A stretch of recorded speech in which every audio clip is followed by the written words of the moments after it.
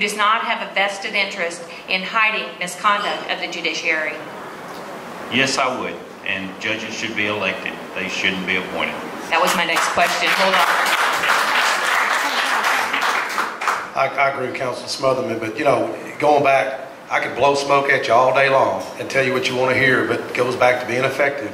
Find the folks on judiciary, find the folks that are very effective in those areas, and that's one of the chairmen. Go to him. I'll support it. I will.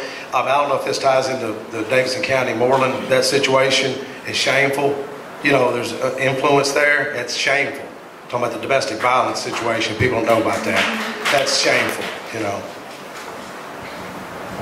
Yes, I agree with both Eddie and Mike Sparks. I would be supportive of that, and I would do that. All right, and so I go to the second question, which you jumped ahead of me just a little bit, but I will start now with Representative Sparks.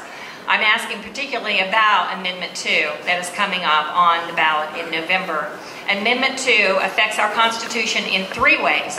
Not only does it affect Article 6, which provides that our Supreme Court justices will be elected by the general population, but it infringes upon Article 1, Section 5, which declares, for those who don't know, Article 1 of the Tennessee Constitution is the Declaration of Individual Rights. And in Section 5, it declares that elections shall be free and equal, and the right of suffrage shall never be denied to any person entitled thereto unless convicted of an infamous crime. So the first question is, and also I say it infringes upon Article 2, which provides for the separation of powers. So first of all, do you support Amendment 2, which would remove the right of the citizens to elect judges permanently? And if it is passed, how do you square the declared individual rights of the voters and the separation of powers with the Amendment 2, which would allow the governor to appoint and require the legislators to approve, which I say would be a direct violation of the separation of powers? I'm confused. I'll be honest with you. You're throwing so much at me. I think it needs to be elected by the people. I think judges make too much money, and I don't think they need to serve for 8 years. You know, I think it's ridiculous. It's more of the attorneys taking care of their own. And this may be getting off on a tangent. I filed an amendment where the governor was giving them a raise. I filed an amendment to lower it by the same amount. And I had one of my Democrat friends said, "Mike, don't go pick fights with people you don't need to pick fight with, man. Don't do that." And I didn't turn an amendment in. I think it's ridiculous. We got people serving for 8 years. I know we got some guys running for judge here. I think it's ridiculous. My position is 2 years. You're so busy campaigning and raising money, you don't even get to talk about the issues and really dig in there and solve problems.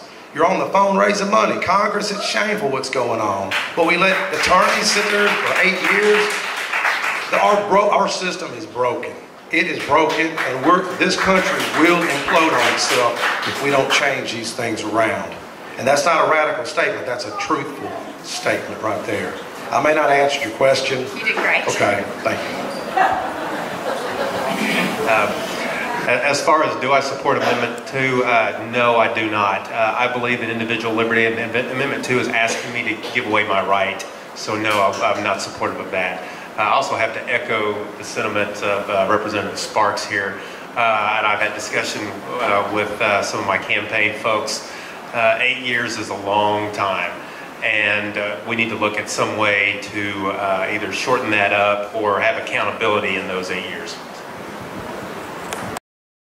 Ahead on your question, it sounds familiar to me.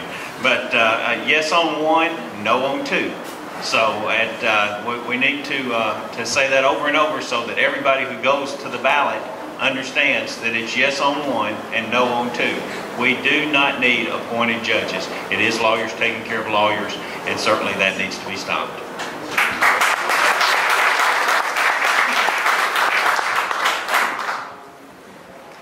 Dr. Terry, my final question, again, I'm going to shift my focus just a little bit and talk about the Department of Children's Services. There is already a law in place under 315-701 which established an oversight committee for the Department of Children's Services. In particular, it provides for public forums. This law was passed in 1994 and the committee was never formed. It is clear from the news that DCS is incompetent and out of control. And what you don't hear, it doesn't even start to expose the incompetence, the corruption, and the constitutional violations of this agency that I have experienced with my clients. It's important that you know the department is motivated by federal funding that incentivizes conduct such as the termination of parental rights, the placing of children in foster care, and adopting children into strange homes that they've never seen before. Are you willing and committed enough to become a leader in this area and make Tennessee turn around and become a model state in protecting the rights of families, which may require rejecting some federal funding and will require public forums? Well, the way that you said that question was obviously a little bit loaded, but I agree with everything that you said. So yes, I would be, I am for protecting families, protecting kids, anything that we can do. So yes, I would definitely be a leader on that.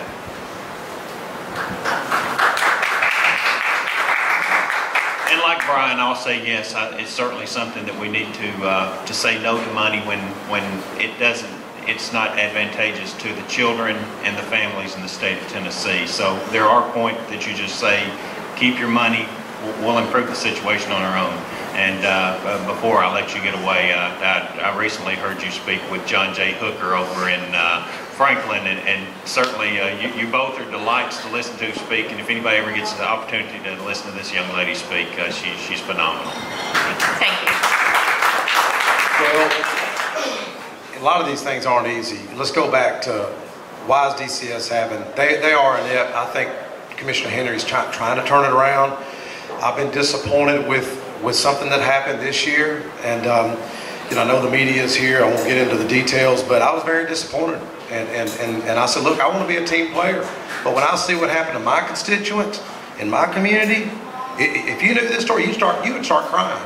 But what you're dealing with there, it goes back to the root problem. It goes back, why is there displacement in the homes? A lot of it is drug addiction. The $30 million is the cost of 300 kids that were taken out due to meth. I couldn't believe it was that high. I could not believe it was that high. That's what they told me, it was that high. You know, if you go back, I mean, these are serious underlying problems. You look down at the breakdown of the home. Look what these teachers are dealing with. It goes back to the family. You know, if the father's not there, if the mother's, you know, working 2 jobs, how do you expect her to come to a PTO meeting? And so much of this is where I wish other groups would get involved. And I'm trying to give TFA a hard time, or TEA, or like these Tea Party groups, or Republican Party. We got to get involved on these issues where the breakdown of the family is affecting everything. I don't know of anything it doesn't affect. Military, roads, everything. It affects everything. And it's wreaking havoc on this nation. There's not one DAMN lobbyist up there for the family. There's not. Thank you.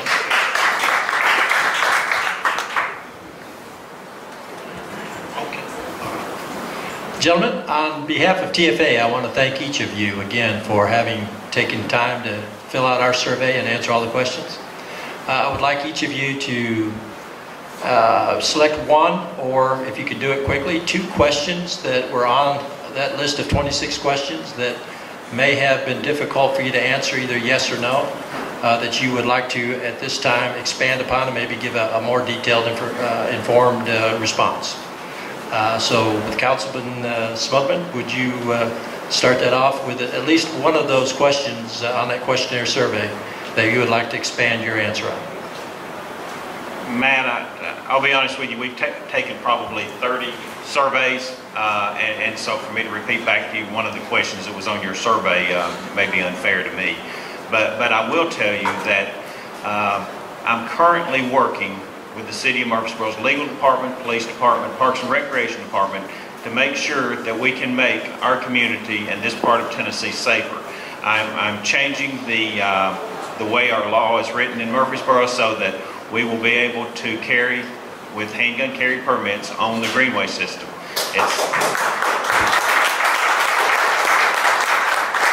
It's something the state allowed the municipalities to have an opportunity to do. Several years ago when the legislation came down, the city chose to make parks parks. And there's certainly a difference, in my opinion, between a competitive park and a rural walking park. And so I hope that answers one of the questions that was on your survey. But we certainly we're strong on the Second Amendment with me, and so you'll be fine if I'm elected. Thank you for that.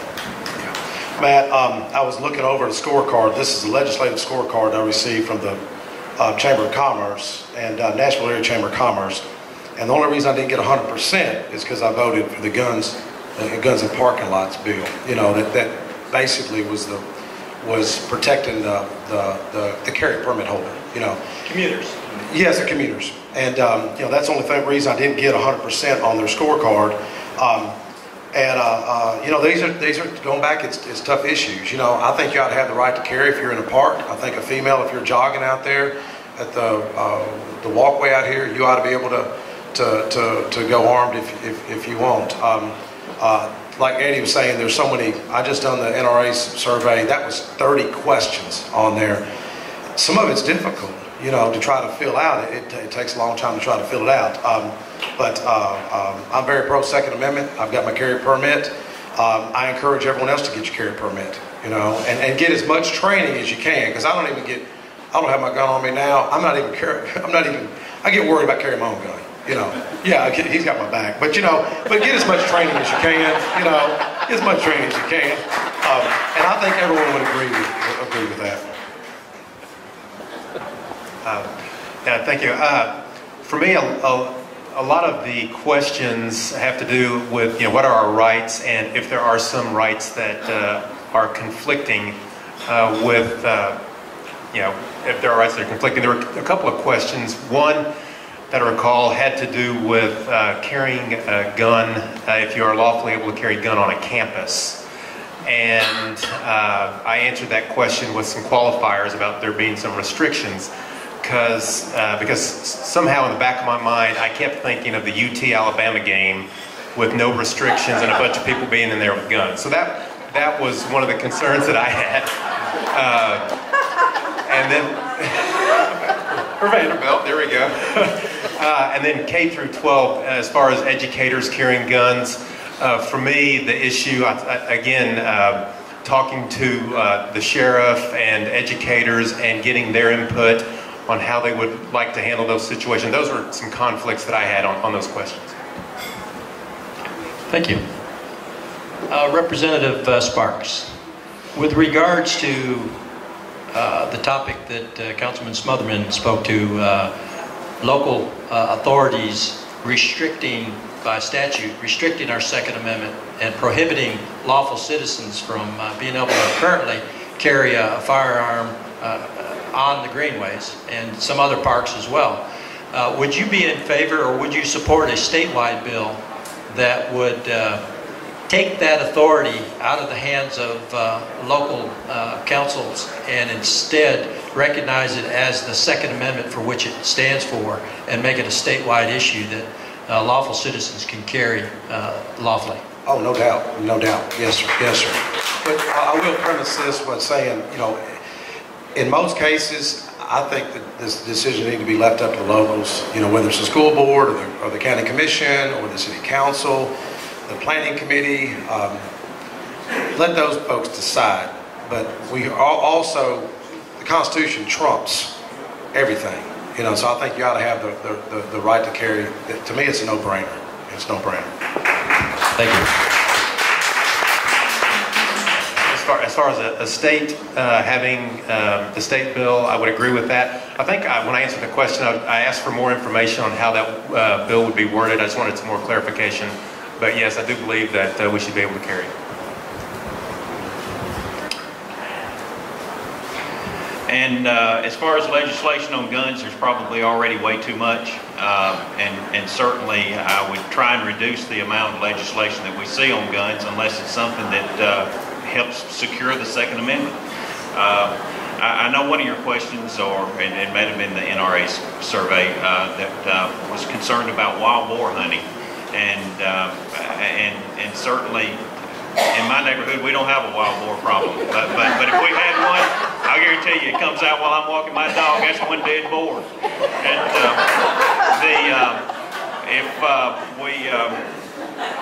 we do have a problem in our community right now with turkey buzzards and vultures. And that's one of the things that does truly need to be addressed, and it needs to be addressed immediately because we're losing livestock in this community because of it. And so we need to absolutely address that issue immediately. And I'm more worried about the farmer's ability to produce the product and have a viability as a farmer than I am worried about the buzzards. Thank you. All right, my final question is regarding nonviolent felons, those that have been convicted of nonviolent felony convictions. Would all of you please answer this? Would each of you be in favor and support legislation that would enable a convicted felon for nonviolent crimes who has served their time and paid their debt to society to have their rights to possess and purchase firearms restored? When I answered that question for the TFA, I answered yes, but I wanted to know how nonviolent was defined. And assuming that that was upheld, yes, I would be supportive of that. Yes. Yes. Thank you, gentlemen, very It's much. getting hot in here. We thank you. You've done well. Speak, Cannon.